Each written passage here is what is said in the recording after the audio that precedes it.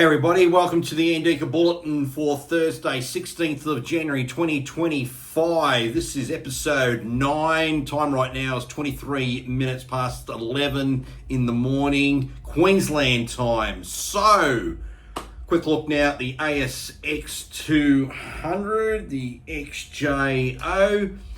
Right at the moment, we're up a very impressive 116 points. That's now around 8,329. Pretty much a very broad-based rally happening on the ASX today. You name it, it is up. In fact, it's actually easier to name stocks that are actually down at the moment rather than the ones that are up. And the ones that are down, surprisingly, just a few stocks in the industrial space and one or two just in the mining space. But other than that, it's pretty broad base. Why is it a broad base rally today? Well, last night in the United States, the Dow packed on 703 points. That's up about 1.65%. The NASDAQ put on 466 points, or nearly 2.5%. Now, why did that happen? Well, there was a small miss in their core CPI data overnight, and that's all the algos needed to just, like I said, launch the US market up to 11. Because there was a miss, that then made everybody happy over there that now rate cuts, or the probability that the Fed will cut rates probably twice in 25, has now risen back to about 40%. It was around about 28%. Basically, it's this ebb and flow. There's always something, whether a rate's going to be cut or rate's going up. Anyway, with the data coming out, it was just everything that the excuse needed to go and make a couple of trades. That's essentially it, really. If you drill down to it any more than that, then it's just getting down to the nerd level. Bitcoin, and we always like to check out where Bitcoin is. Bitcoin right now is at $99,903 a token. This is the daily chart that we can just see up here. And what you'll notice is that's the high where Bitcoin hit about 108,000 back on the 16th of December, then made another high on the 6th of January, which was just around 102,000, and then that's where we are now. So if you take those points there, that's a little bit of a decline there off the line. However, if we then look at where we seem to get a lot of support, if I just put the cursor there, it's around about the 92,000 mark. We've sort of seen the price Bitcoin at least bounce off that 3 times.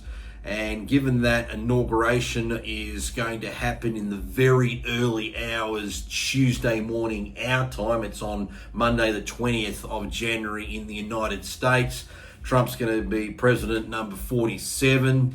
He's let out that there's about 100 plus executive orders he wants to sign, and the market will be, particularly the Bitcoin market's going to be looking at, does he mention the word crypto, Bitcoin, reserve, little better regulations, pro-American being crypto, like being the biggest miners, just reiterating that sort of language he was talking about prior. I suspect he will say something, and if that's the case, it should probably keep a floor under the Bitcoin price moving forward.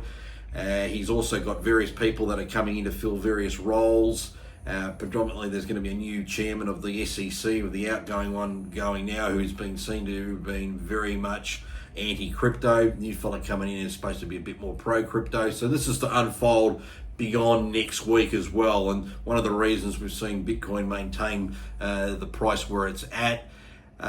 Looking at where the Aussie dollar is just right now, if we can just get the data to come out, we're at 62.29. So basically, because US bond yields, the yields actually went down, so actually bond prices went up, and therefore the US dollar just got a little bit weaker. Our dollar by default just got a little bit stronger. It's just one of those ebb and flow sort of scenarios there. I still think our dollar's under a lot of pressure and still going to go lower, and I still think at some point we're going to hit 60 and go below 60 US cents. So really that's about it. Not much more really doing, but it is, again, like I said at the beginning of the video, a fairly broad-based rally on our market today across the board.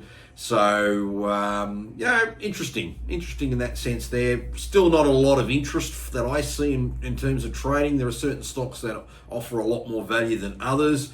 A couple of videos back, I did the covered call or buy right on BHP, and also the covered combo on BHP. and I still think that's a pretty good trade. If I recall correctly, the buy right out to December's roughly equaling around about 15%, and the covered combo is closely at around 20%. And again, if you're not familiar with those types of transactions, look in the comments below, and I've put another link to that video. Re-watch it so you can get that education. Again, these are the trades the professionals do that makes above returns compared to what the rest of the mugs are making in the marketplace.